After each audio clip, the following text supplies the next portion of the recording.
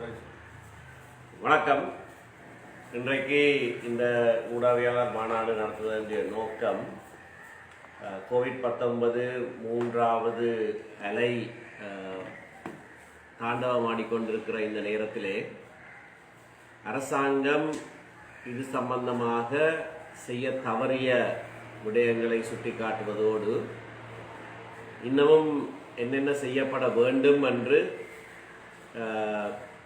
சொல்லுவதற்காக பிரதானமாக இந்த ஊடகவியலாளர் சந்திப்பை நடத்துகிறேன். இந்த கோவிட்-19 இடர் ஏற்பட்டு 1.5 வருடமாகிறது. ஆரம்பத்திலேயே ஜனவரி மாதத்திலே 2020ஆம் ஆண்டு இது சம்பந்தமாக நாங்கள் கேள்விகளை பாராளுமன்றத்தில் எழுப்பின போது எல்லாம் கட்டுப்பாட்டுக்குள்ளே இருக்கிறது, நாங்கள் சரியான விதத்தில் எல்லாவற்றையும் பார்த்துக் கொள்கிறோம், எதிர்கட்சியுடைய ஆலோசனை தேவையில்லை என்பதற்போல் அரசாங்கம் செயற்பட்டது.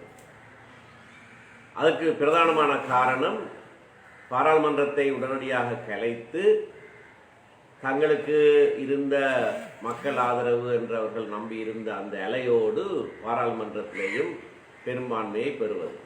அதற்காக ஒரு தீவாக நாங்கள் இருந்த போதிலேயும் கூட இலகுவாக கோவிட்-19 முதலாவது அலையை கட்டுப்படுத்தி இருந்திருக்க வசதி இருந்தும் கூட அதை செய்யாமல் இழுத்தடித்து நியமனங்கள் கொடுக்கப்படுகிற வரைக்கும் தேர்தல் உடனடியாக நடத்தப்பட வேண்டும் என்று ஒரே மூச்சோடு செயற்பட்ட அரசாங்கம் அந்த நியமன தினத்துக்கு அன்று இரவே ஒரு ஊரடங்கு என்று அறிவித்து மக்கள் நடமாட்டத்தை குறைத்தது.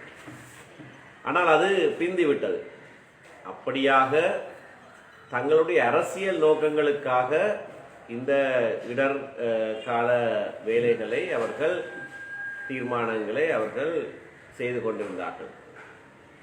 அந்த வேளையிலே பாராளுமன்றம் கலைக்கப்பட்ட வேளையிலேயும் கூட எல்லா எதிர்க்கட்சிகளும் சேர்ந்து அரசாங்கத்துக்கு கடிதம் ஒன்று எழுதியிருந்தோம். பாராளுமன்றம் மீளவும் கூட்டப்பட வேண்டும், ஏனென்றால் இப்படியாக முன் எப்போதும் இல்லாத ஒரு இடர் எங்களை நோக்கி வந்திருக்கிற போது அதை சமாளிப்பதற்கு தேவையான சட்டங்கள் இயற்றப்பட வேண்டும். இதனை எதிர்கொள்வதற்கு அரசாங்கத்துக்கு நிதி இல்லை, நிதி அனுமதி கொடுப்பதற்கு பாராளுமன்றம் கூட்டப்பட வேண்டும். இப்படியான சில விடயங்களை முன்வைத்து பாராளுமன்றத்தை மீளவும் கூட்டுமாறு நாங்கள் கேட்டபோதும் அரசாங்கம் அதற்கு இணங்கவில்லை. நீதிமன்றத்துக்கு சென்றும் அந்த வாய்ப்பை ஏற்படுத்தப்படவில்லை. ஊரடங்கு சட்டம் என்று சொல்லி வாயால் சொல்லி அமுல்படுத்தினார்கள். நாட்டிலே இருந்த சூழ்நிலை காரணமாக அது சட்டபூர்வமானதாக இல்லாவிட்டாலும் அதனை ஒழுங்கி நடக்குமாறு நாங்கள் மக்களுக்கு அறிவுரை கொடுத்தோம். ஆனால் சட்டங்கள் உடனடியாக இயற்றப்பட வேண்டும். 100-150 வருடம் காலாவதியான 2 சட்டங்களை வைத்துக்கொண்டு இந்த இடரை சமாளிக்க முடியாது என்பதை திரும்ப திரும்ப நாங்கள் சொல்லியிருந்தோம். நாங்கள் இப்படியாக நீதிமன்றத்திலேயும் இந்த தர்க்கத்தை முன்வைத்திருந்தோம், சட்டங்கள் இயற்றப்பட வேண்டும் என்று. ஆனால் பாராளுமன்றம் கூடின பிறகும் கூட, புதிய பாராளுமன்றம் கூடின பிறகும் கூட, இப்பொழுது 1 வருடமாகிற தருவாயிலும் கூட அரசாங்கம் இதற்கான சட்டங்களை இயற்றவில்லை. 2வது அலை ஏற்பட்டது. அதனையும் அரசாங்கம் அரசியல் காரணங்களுக்காகவும் தங்களுடைய சொந்த சிநேகிதர்களுடைய தொழிற்சாலைகள் இயங்க வேண்டும் என்பதற்காகவும் அவற்றை பாராமுகமாக இருந்தார்கள். 3வது அலை ஏற்படுவதற்கு பிரதானமான காரணம் திரும்பவும் தமிழ் சிங்கள புத்தாண்டு காலத்திலே மக்கள் எதிர்பார்க்கிறதை நடக்கவிட வேண்டும் என்று பொறுப்பில்லாமல் நடந்து கொண்டதுதான் அதுக்கான காரணம்.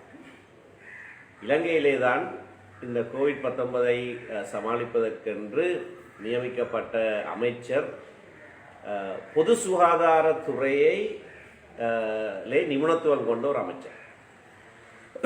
திருமதி வைத்தியர் சுதர்ஷினி பழண்டக்குள்ளே திரும்ப திரும்ப நாடு முடக்கப்பட வேண்டும் என்று சொன்னபோது அதை கருத்தில் எடுக்காது இராணுவ தளபதியை தலைவராக கொண்ட ஒரு குழுவை நியமித்து அவர்கள் தாந்தோன்றித்தனமாக அரசியல் நலன்களை மட்டும் மனதிலே வைத்து தீர்மானங்களை எடுத்துக்கொண்டிருக்கிறார்கள்.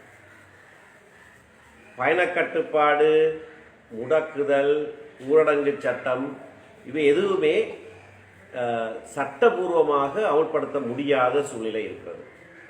சென்ற வருடமே இது சம்பந்தமாக நான் மனித உரிமை ஆணைக்குழுவுக்கு கடிதம் ஒன்று எழுதி மனித உரிமை ஆணைக்குழு அரசாங்கத்துக்கு மிகவும் விவரமாக சட்ட நிலையை வெளிப்படுத்தி புதிய சட்டங்கள் தேவை என்று அறிவித்து ஒரு வருடத்துக்கு மேலாகிவிட்டது. ஆனால் அரசாங்கம் அதனை இன்னமும் செய்யவில்லை. அரசாங்கம் இதை செய்ய தவறுகிறது. பாராளுமன்றம் இயங்குகிற போது பாராளுமன்றத்தினுடைய பிரதானமான நோக்கம் இந்த சட்டங்களை இயற்றுவது என்று நான் பல தடவைகள் சொல்லியிருந்தும் அரசாங்கம் அதனை செய்யாத காரணத்தினாலே ஒரு வருடத்துக்கு முன்னதாகவே தயாரிக்கப்பட்டிருந்த பொது சுகாதார அவசரகால சட்ட நகல் வரைவை நான் முற்படுத்தினேன். அது வர்த்தமானிலே பிரசுரிக்கப்பட்டு ஏப்ரல் மாதம் பாராளுமன்றத்திலே முதலாவது வாசிப்பும் தனிநபர் சட்டம் மூலமாக முடிந்துவிட்டது. ஆனால் தனிநபர் சட்டம் மூலம் என்ற காரணத்தினாலே அது 6 மாதம் முடிவிலே தான் பாராளுமன்றத்திலே விவாதத்துக்கு எடுத்துக்கொள்ளப்பட முடியும். இதை சமர்ப்பித்த பிறகு கட்சித் தலைவர்கள் கூட்டத்திலே இதை குறித்து நான் பிரஸ்தாபித்த போது நீதி அமைச்சர் நாங்கள் கோவிட்-19 சட்டமூலம் ஒன்றை கொண்டு வருகிறோம், இது பிறகு இதை குறித்து பார்க்கலாம் என்று பதில் சொல்லியிருந்தார். சென்ற பாராளுமன்ற அமர்விலே ஜூன் 8ஆம் தேதி நீதி அமைச்சர் கோவிட்-19 என்கின்ற ஒரு சட்ட மூலத்தை சமர்ப்பித்திருக்கிறார். அது இப்பொழுது முதலாவது வாசிப்பு முடிவடைந்திருக்கிறது. அந்த சட்ட மூலத்தை பார்க்கிற போது இந்த இடர் காலத்திலே இதனை சமாளிப்பதற்கு தேவையான எதுவுமே அந்த சட்டத்திலே கிடையாது. அங்கே இருக்கிற 2 விடயங்கள் தான் இருக்கிறது. ஒன்று, கோவிட்-19 காரணமாக சட்டத்திலே ஏதாவது ஒரு குறித்த காலத்துக்குள்ளே எதையாவது செய்ய வேண்டும் என்ற ஒரு தேவைப்பாடு இருக்குமாக இருந்தால், அதை செய்ய முடியாமல் இருந்தால் அதுக்கு கூடிய காலம் எடுத்து அதனை செய்யலாம். உதாரணத்துக்கு மேன்முறையீடு செய்வதற்கு ஒரு காலக்கெடு இருக்கும். அதை செய்ய முடியாமல் போய்விட்டால் அந்த காலத்தை நீடிப்பதாக இது சொல்லப்பட்டிருக்கிறது. 2வது விடயம், நீதிமன்ற அமர்வுகள் இணைய வழியாக செயற்படுத்தப்பட முடியும் என்பது சொல்லப்பட்டிருக்கிறது. ஒப்பந்தங்களுக்கும் ஏதாவது காலத்துக்குள்ளே ஏதாவது செய்ய வேண்டுமாக இருந்தால் அதனை நீடிக்கலாம் என்று சொல்லியிருக்கிறது. ஆகவே கால நீடிப்பும் நீதிமன்றங்களிலே இணைய வழியாக நடத்துவது மட்டும்தான் இந்த சட்டமூலத்திலே சொல்லப்பட்டிருக்கிற 2 விடயங்கள். நான் தயாரித்துக்கு முன்வைத்திருக்கிற தனிநபர் சட்டமூலத்திலே இணைய வழியாக கூட்டங்கள் நடத்துவது பற்றி சொல்லப்பட்டிருக்கிறது. அது நீதிமன்றங்களுக்கு மட்டுமல்ல, பாராளுமன்றம், நீதிமன்றங்கள், வேறு நிறுவனங்கள், மற்ற கூட்டங்கள் இவை எல்லாவற்றிலேயும் இணையவழி மூலமாக செய்வதற்கான சட்ட அனுமதி அந்த விரைவிலே இருக்கிறது. ஆனால் பிரதானமாக அதில் இருக்கிற விடயம், ஒரு குழு ஒன்று அமைக்கப்பட்டு அதிலே அமைச்சர்கள் தான் கூடிய பங்கு வகிப்பார்கள். ஆனால் எதிர்கட்சியை சேர்ந்த 5 பேரும் நியமிக்கப்பட வேண்டும். இது இடர்கால சட்டத்தை போன்றது, சுனாமிக்கு பிறகு உருவாக்கப்பட்ட சட்டத்தை போன்ற அமைப்பிலே அது வரையப்பட்டிருக்கிறது. அந்த குழுவுடைய தீர்மானங்களின்படி பொது சுகாதார அவசர காலம் ஒன்று ஏற்பட்டிருந்தால் அப்படியான பிரகடனம் ஒன்று செய்யப்படலாம். அதன் அடிப்படையிலே மக்கள் நடமாட்டங்களை குறைப்பதற்கு, தடுப்பதற்கு, வியாபார ஸ்தலங்கள் சிலவற்றை மூடுவதற்கு, சிலவற்றை நடத்த அனுமதிப்பதற்கான விவரமான சட்ட முறைகள், வழிமுறைகள் அதிலே சொல்லப்பட்டிருக்கிறது. இது அத்தியாவசியமான ஒரு விடயம். ஏனென்றால் இன்றைக்கு இது ஒரு கேலிக்கூத்தாக நடந்து கொண்டிருக்கிறது. பிரயாண தடையும் இல்லை, முடக்குதலும் இல்லை, கர்ஃபியூவும் இல்லை என்று சொல்லிவிட்டு, ஆனால் பிரயாண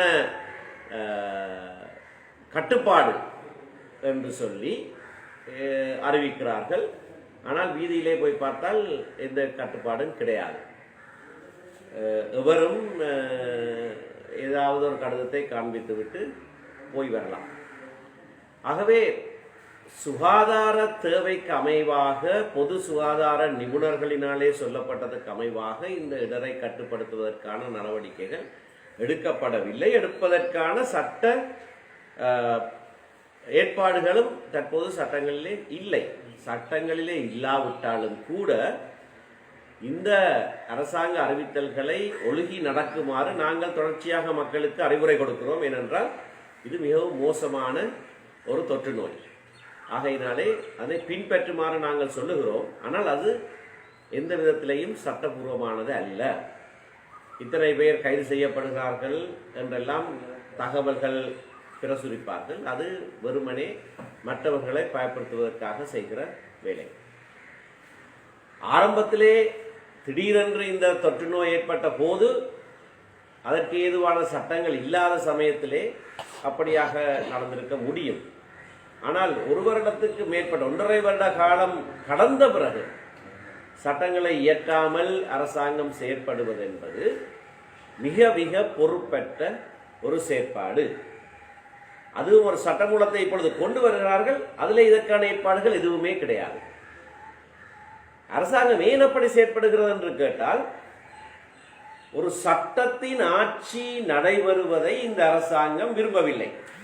சட்டபூர்வமாக இதையும் செய்வதற்கு இந்த அரசாங்கம் விரும்பவில்லை. ஏனென்றால் அப்பொழுதுதான் தாங்கள் விரும்பினபடி நேரத்துக்கு ஏற்ற வகையிலே சட்டத்தை தாங்களே இயற்றிக் கொள்ளலாம், அமுல்படுத்திக் கொள்ளலாம். அந்தந்த நேரத்துக்கு அவர்கள் சொல்லுவதுதான் சட்டம். ஜனாதிபதியே ஒரு தடவை சொல்லியிருந்தார், நான் வாயாலே சொல்லுவதுதான் சட்டம் என்று சொன்னார். அதுதான் சுற்றறிக்கை என்று சொன்னார். அப்படியான நினைப்பிலே தான் நாட்டின் தலைவர் இருக்கிறார். தன்னுடைய வாய்ச்சொல், அரசர்கள் கட்டளையிடுவதைப் போல வாய்ச்சொல்லு நாட்டினுடைய சட்டம் என்று அவர் நினைத்துக் கொண்டிருக்கிறார்.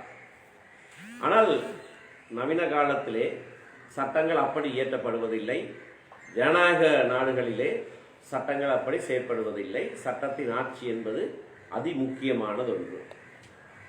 வேண்டுமென்றே அதற்கான சட்டங்களை இயற்றாமல் தாந்தோன்றித்தனமாக தங்களுக்கு அரசியல் லாபம் என்னவென்று கருதி அதன்படி அவர்கள்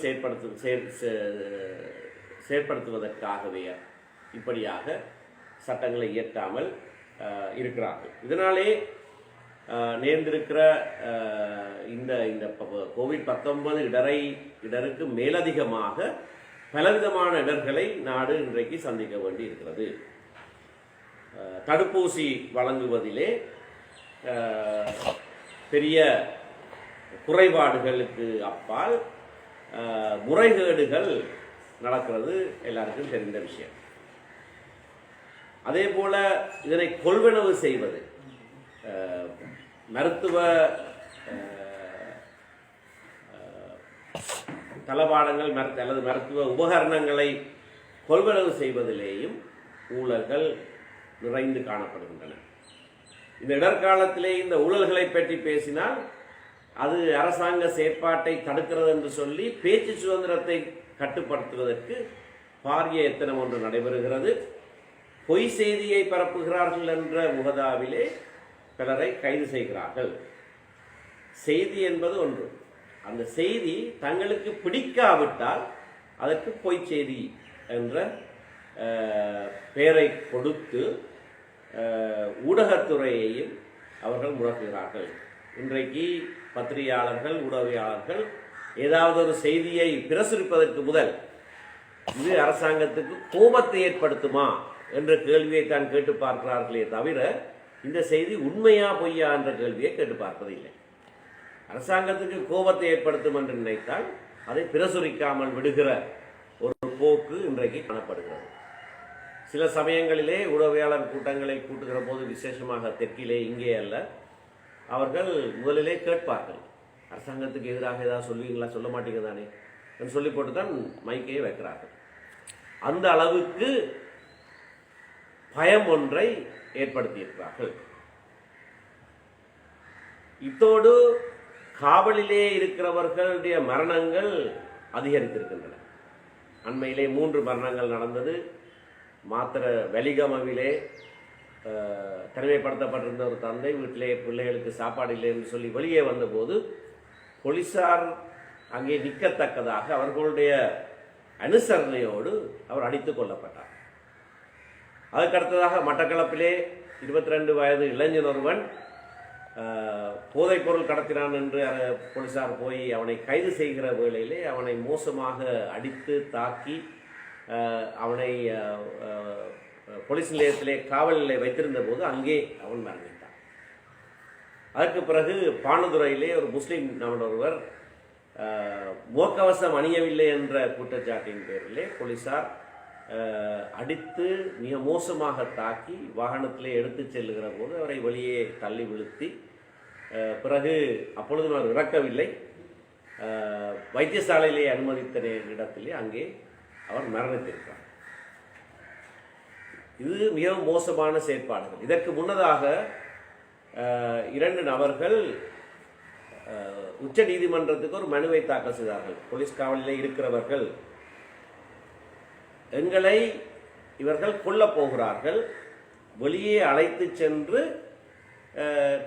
தங்களை தாக்கினதாக குற்றஞ்சாட்டி எங்களை கொல்லப் போகிறார்கள் என்று முதலிலேயே உச்ச நீதிமன்றத்துக்கு மனு தாக்கல் செய்த பிறகு அதே மாதிரியாக ஒருவர் கொல்லப்பட்டிருக்கிறார்.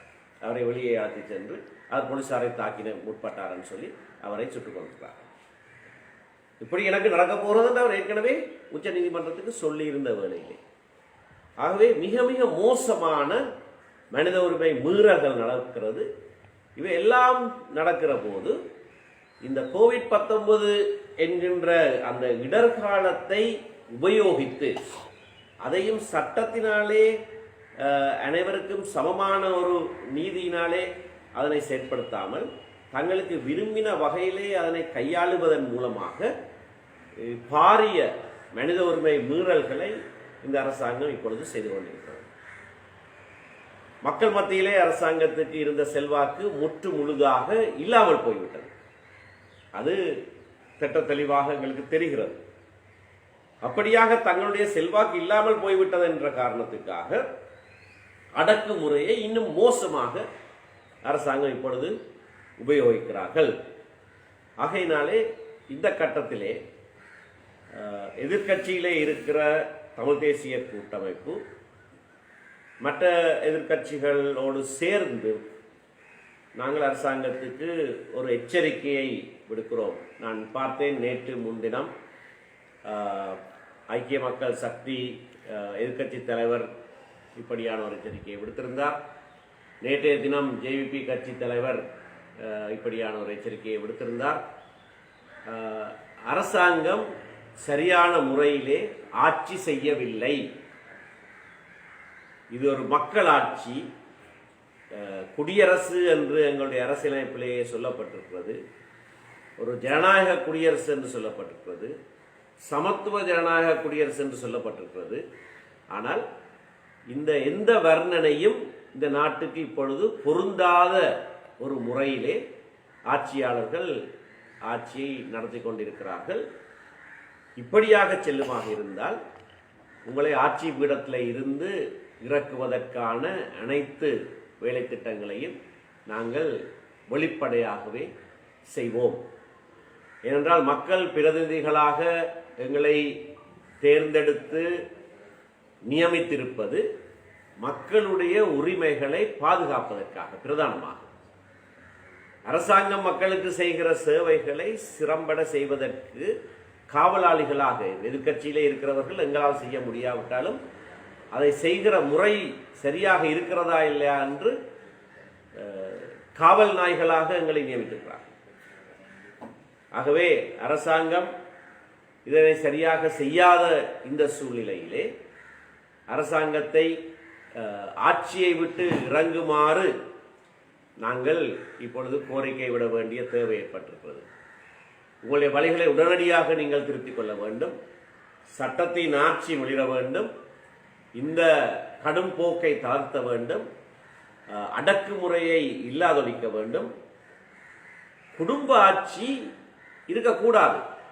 உலகம் பூராகவும் நல்ல ஆட்சி தத்துவங்கள் என்று சொல்லப்பட்ட பல விடயங்களிலே ஒரு குடும்பத்தைச் சேர்ந்த 2 பேர் இருந்தாலே அது நல்லாட்சி தத்துவத்துக்கு மாறானது.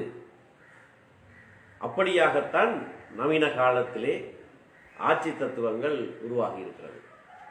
அப்படி இருக்க இன்றைக்கு அமைச்சுக்களுடைய எண்ணிக்கையையும் எந்தெந்த அமைச்சு யார் யார் கையிலே இருக்கிறது என்று அவதானித்து பார்த்தால் 16-17 அமைச்சுக்கள் ஒரே குடும்பத்திலேயே கையிலேயே இருக்கின்றன. இது இந்த குடும்ப ஆட்சி என்கின்ற நேர் எதிரான நல்லாட்சி தத்துவத்திற்கு நேர்மறையான இந்த கோட்பாட்டுக்கு முற்றிலும் மாறுபட்டதானதாக இருக்கிறது. ஆகவே குடும்ப ஆட்சி தொடரக்கூடாது. மக்களாலே தெரிவு செய்யப்பட்ட பிரதிநிதிகளுடைய பங்களிப்போடு அது எதிர்க்கட்சியிலே இருக்கிறவர்களாக இருந்தாலும் சேர்ந்து ஆட்சி நடத்த அரசாங்கத்துக்கு தெரிய வேண்டும். விசேடமாக இந்த இடர்காலத்திலே இந்த இடர்காலத்தை தங்களுக்கு சாதகமாக பயன்படுத்தி அவர்கள் செய்கிற இந்த கோரமான முறையற்ற ஆட்சி உடனடியாக நிறுத்தப்பட வேண்டும் என்பது எங்களுடைய கோரிக்கை. நன்றி. பெட்ரோல் விலைக்கு திடீரென்று அமைச்சரவையில் அனுமதி பெற அமைச்சர் பெட்ரோல் விலையை தெரிவிக்கணும். இனி எதிர்கட்சியில் அதுக்கு எதிர்ப்பு தெரிவிச்சிருக்கணும். தமிழ் தேசிய கூட்டமைப்பு இடர்காலத்தில் அப்படி செய்து கொண்டு தங்களோட பங்காளி கட்சி அமைச்சர்களாலேயே பிரதான கட்சி சொல்லிட்டு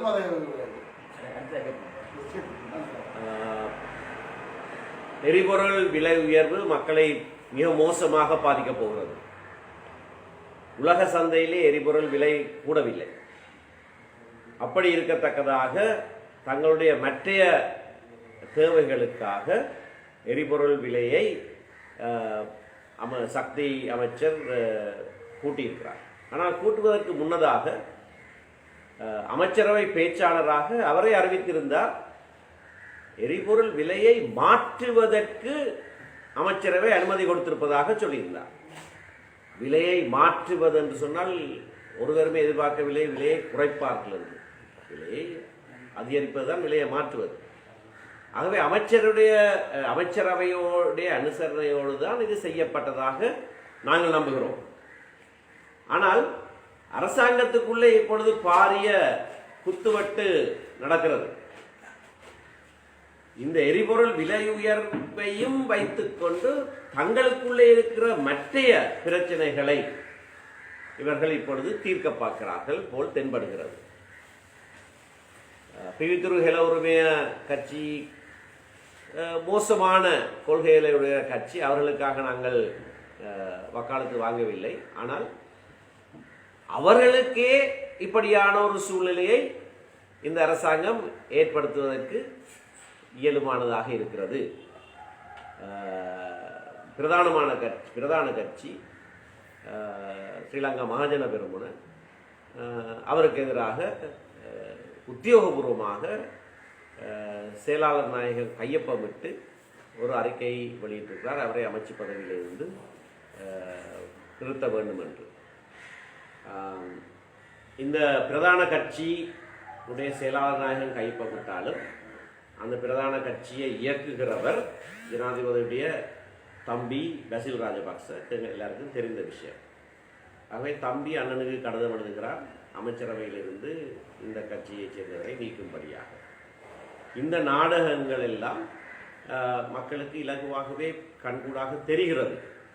தங்களுடைய பிரச்சனையை தங்களால் ஆள முடியாத இயலாமையை அவர்கள் ஒருவர் தலையிலே இன்னொருவர் தலையிலே சுமத்துகிறார்கள். இப்பொழுது தங்களுடைய பங்காளிகள் தலையிலேயும் சுமத்த தயாராகிவிட்டார்கள். எரிபொருள் விலை உயர்வு மட்டுமல்ல மக்களுக்கு இருக்கிற பிரச்சனை, விலை உயர்வுகள் மரக்கறியில இருந்து எல்லா விடயங்களிலும் விலை உயர்வு மிக மோசமாக இருக்கிறது. அத்தோடு இந்த பிரயாண தடை என்று சொல்லி பலரை நடமாட விட்டு, ஆனால் விசேடமாக நாட்கூலி வேலை செய்கிறவர்களுக்கு வேலை இல்லை, அவர்கள் நடமாட முடியாது, ஏழை எளியவர்கள் வீதியிலே செல்ல முடியாது, அவர்கள் பசி பட்டினியாக இருக்கிறார்கள். இன்றைக்கு மிகவும் முக்கியமாக நாங்கள் அவதானிக்கிறது அது இந்த பிரயாண தடை என்று சொல்லிவிட்டு மக்களை வீடுகளுக்குள்ளே முடக்கி வைத்திருக்கிற இந்த வேளையிலே அரசாங்க கொடுப்பனவுகள் சரியாக போய் சேரவில்லை. சமுர்த்தி கொடுப்பனவு கிடைக்கிறவர்களுக்கு கொடுப்பதாக சொல்லி அதிலேயும் சமுர்த்தி கொடுக்கிறதிலே கழித்து விட்டு மிகுதியை கொடுப்பதும், சரியான முறையிலே அது கொடுக்கப்படாததும், கொடுக்கப்படுவதும் எந்த அளவுக்கு மக்களுக்கு போதுமானதாக இருக்கிறது என்ற கேள்வி இருக்கிறது. ஆகவே மக்கள் சாப்பிடுவதற்கு வழி இல்லாத சூழ்நிலையில் இருக்கிறார்கள். கடந்த சில நாட்களாக பல பிரதேசங்களுக்கு சென்று எங்களால் இயன்ற உதவிகளை நாங்கள் செய்கிறோம். ஆனால் இது அரசாங்கம் செய்ய வேண்டியது, எங்களால் செய்து முடிக்க முடியாது. அரசாங்கம் இந்த நிவாரணங்களை கொடுக்க வேண்டும். ஆனால் அரசாங்கம் தான் கொடுக்க வேண்டும் என்று நாங்கள் வாழாவிருக்கவும் முடியாது. ஏனென்றால் மக்கள் பசியினாலே பட்டினியாலே சாவதை நாங்கள் அனுமதிக்க முடியாது. ஆகையினாலே பலர் முன்வந்து தங்களுடைய கொடைகளை கொடுத்து அதன் மூலமாக மோசமாக பாதிக்கப்பட்டிருக்கிற இடங்களுக்கு நாங்கள் நிவாரணங்களை கொடுக்கிறோம். ஆனால் இவை அனைத்தும் அரசாங்கமே செய்திருக்க வேண்டிய செய்கைகள். தேசிய கட்சியின் பாராளுமன்ற உறுப்பினராக ரணில் விக்ரமசிங்கே எதிர்வரும் நாட்களில் பாராளுமன்றத்தில் வர உள்ளதாக தெரிவிக்கப்படுது. அவர் வர உள்ள நிலையில தற்போது எதிர்கட்சி ஐக்கிய மக்கள் சக்தி அணியில் இருக்கிற சிலர் ரணிலோட சேர்ந்து தாங்கள் ரணில எதிர்கட்சி தலைவராக மாற்ற ஒரு கலந்தாலோசனை நடந்ததாக தெரிவிக்கப்படுது சார். அப்போ இந்த நிலைமையில தமிழ் தேசிய கூட்டமைப்பு அப்படி ரணில் விக்ரமசிங்காவுக்கு சைத் அணியில இருந்து சிலர் போய் ஆதரவு வழங்கினா நீங்களும் ரணில் விக்ரமசிங்காவுக்கு ஆதரவு வழங்க தயாரா எதிர்கட்சி தலைவர்? இதுக்கும் எங்களுக்கு எந்த விதமான சம்பந்தமும் கிடையாது. ரணில் விக்ரமசிங்க பாராளுமன்றத்துக்கு வருவது ஏன் இவ்வளவு ஒரு முக்கிய விடயமாக ஊடகவியலாளர்கள் தொடர்ச்சியாக கேள்வி கேட்கிறார்கள் என்று எனக்கு புரியவில்லை. இன்றைக்கு இருக்கிற இடர் சூழ்நிலையிலே முக்கியமான பல விடயங்களை பேச வேண்டிய ஒரு இடத்திலே தொடர்ச்சியாக ஒரு தனி மனிதனையே குறிவைத்து அவரை பற்றியே கேள்விகளை கேட்டுக்கொண்டு நேரத்தை விரயமாக்குறது அரசாங்கத்தை போல பொறுப்பு இல்லாமல் ஊடகவியலாளர்களும் இருக்கிறார்கள்.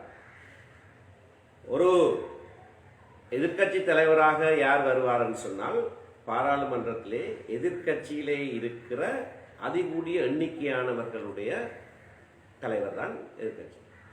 தமிழ் தேசிய கூட்டமைப்பு ஆதரவு கொடுக்கிறது என்பதற்காக இன்னொருவர் எதிர்கட்சி தலைவராக வர முடியாது. அது ஐக்கிய மக்கள் சக்திக்கு கூடுதலான எண்ணிக்கை இருக்கிறதா அல்லது ஐக்கிய தேசிய கட்சிக்கு கூடுதலான எண்ணிக்கை இருக்கிறதா என்பதை பொறுத்து அது நடக்கும். மற்ற கட்சிகளுக்கும் இதுக்கும் எந்த விதமான சம்பந்தமும் கிடையாது. பாராளுமன்ற சம்பிரதாயம் தெரிந்தவர்கள் இந்த கேள்வியை கேட்கவே மாட்டார்கள். தற்பொழுது பயணத்தில் அதில் மீறியதாக அதிகளவானவர்கள் கைது செய்யப்பட்டு நீதிமன்றங்களுக்கு கொண்டு செல்லப்பட்டு சில சந்தர்ப்பங்களுக்கு கொண்டு செல்லப்பட்டால் அவர்களுக்கு தனிமைப்படுத்த சட்டத்தின் கீழ் தனிமைப்படுத்துமாறு உத்தரவும் பிறப்பிக்கப்படுகிறது. சட்ட ஏற்பாடு இல்லாத என்று கூறப்படுகின்ற நிலையில அவ்வாறு நீதிமன்றங்கள் சொல்லுகின்ற உத்தரவு சட்டபூர்வமானதாக கொள்ள முடியும். அது சவாலுக்கு உட்படுத்தலாம். அது ஒரு தடவை ஆரம்பத்திலேயே நான் சவாலுக்கு உட்படுத்தின போது நீதிமன்றம் நான் சொன்னதோடு இணங்கி இருந்தது.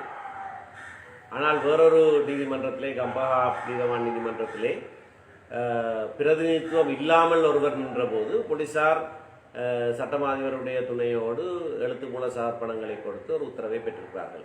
அந்த உத்தரவு தவறான ஒரு உத்தரவு. அதனால்தான் மனித உரிமை ஆணைக்குழுவுக்கு நான் கடிதம் எழுதி மனித உரிமை ஆணைக்குழு நான் சொன்னது சரி என்று அரசாங்கத்துக்கு ஒரு வருடத்துக்கு முன்னரே சட்டபூர்வமாக சட்ட வியாக்கியானங்களோடு கடிதம் ஒன்று எழுதியிருக்கிறார்கள். தனிமைப்படுத்தல் சட்டம் அமுலிலே இருக்கிறது. ஆனால் அது தனிமைப்படுத்தலை மட்டும்தான் செய்யலாம். வீதியிலே ஒருவர் செல்ல முடியாது என்று தனிமைப்படுத்தல் சட்டம் சொல்ல முடியாது. ஒரு பிரதேசத்தை தனிமைப்படுத்தலாம், அதில் இருக்கிறவர்கள் அங்கே இருந்து வெளியே வர முடியாது. ஆனால் அங்கே வீதிகளே நடமாடுவதை தடுக்க முடியாது. ஒரு குறித்த வீட்டை தனிமைப்படுத்தலாம். தனிமைப்படுத்தல் சட்டத்துக்கு சில வரையறைகள் இருக்கிறது. ஆனால் இன்றைக்கு அதனை எப்படியாக நடைமுறைப்படுத்துகிறார்கள் என்று பார்த்தால் அந்த சட்ட ஏற்பாடுகளுக்கு மேலதிகமாக சட்ட அனுமதி கொடுக்காத பல விடயங்களை தனிமைப்படுத்தல் சட்டத்துக்களே செய்கிறார்கள். ஆனால் நீதிமன்றத்திலே சென்று ஒருவர் தனிமைப்படுத்தப்பட வேண்டும் என்று காரணம் சொன்னால் நீதிமன்றம் அவரை தனிமைப்படுத்தக்கூடும், அது வேறு விஷயம்.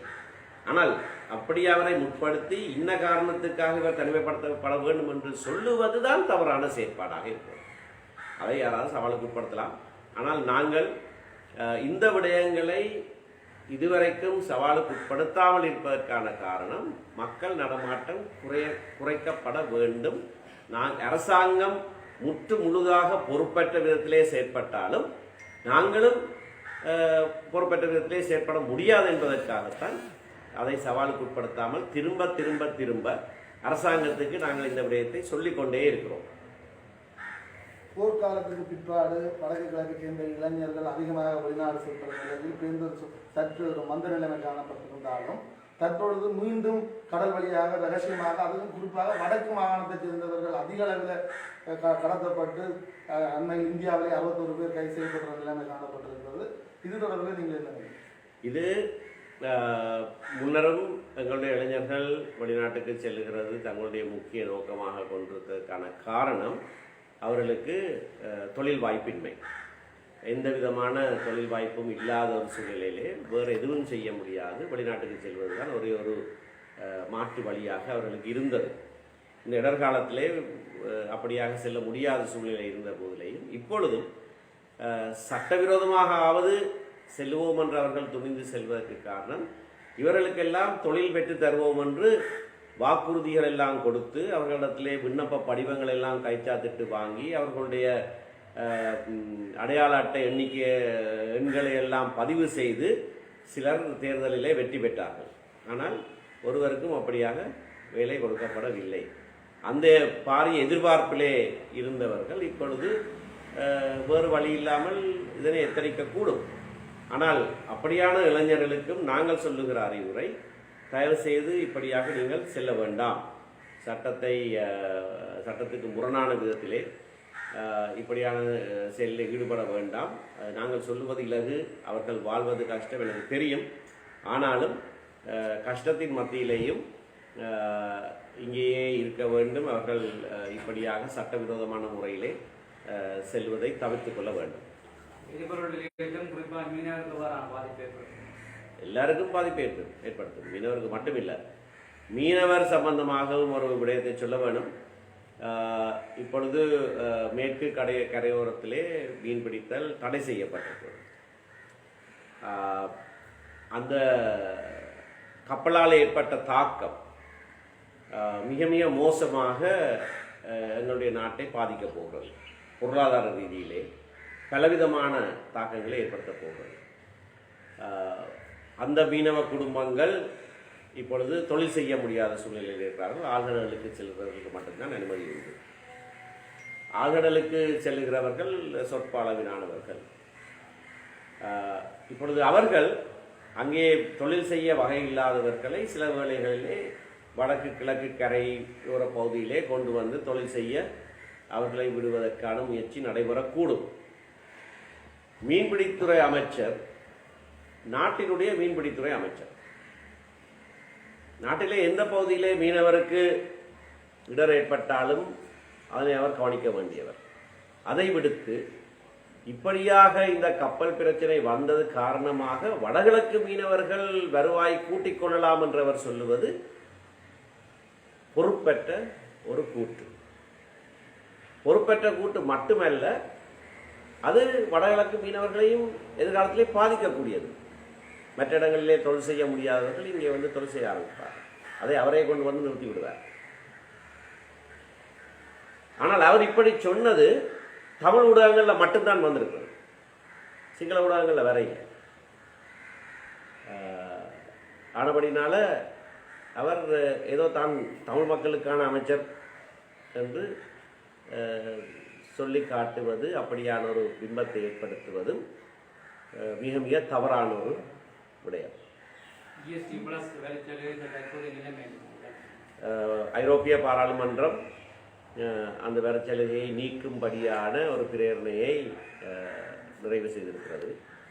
2017ஆம் ஆண்டு பயங்கரவாத தடுப்பு சட்டம் அகற்றப்படுகிறது என்ற வாக்குறுதியின் பேரில் தான் அது மீள வழங்கப்பட்டிருந்தது.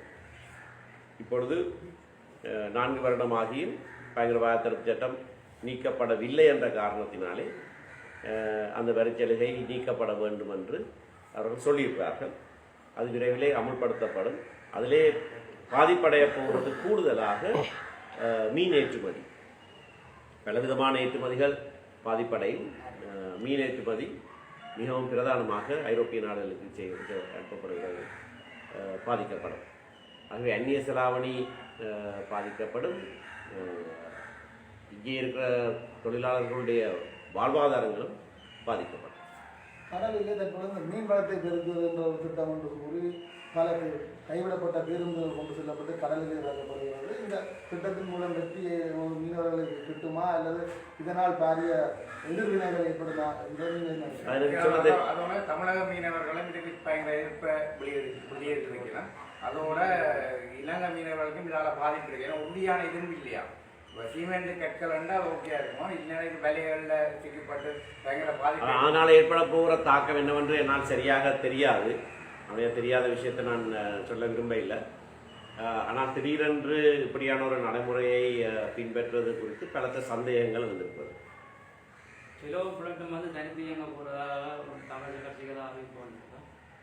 இல்லை, அப்படி எதுவுமே கிடையாது. இன்றைய பத்திரிகை ஒன்றில் அந்த செய்தியை நானும் பார்த்தேன். சென்ற பாராளுமன்ற அமர்வுக்கு பிறகு திரு அடைக்கலநாதன் திரு சம்பந்தனை சந்தித்து பேசினது என்று அதில் சொல்லப்பட்டிருக்கிறது. நானும் அந்த கூட்டத்தில் இருந்தேன். நான் திரு அடைக்கலநாதன் பாராளுமன்ற அமர்வுக்கு பிறகு திரு சம்பந்தனை சென்று சந்தித்த போது என்னையும் அழைத்துத்தான் சென்றிருந்தார். அப்படின்னா அங்கே தனித்தியங்கிறத பற்றின எந்த விதமான பேச்சுவார்த்தையும் இடம்பெற்றிருக்கவில்லை.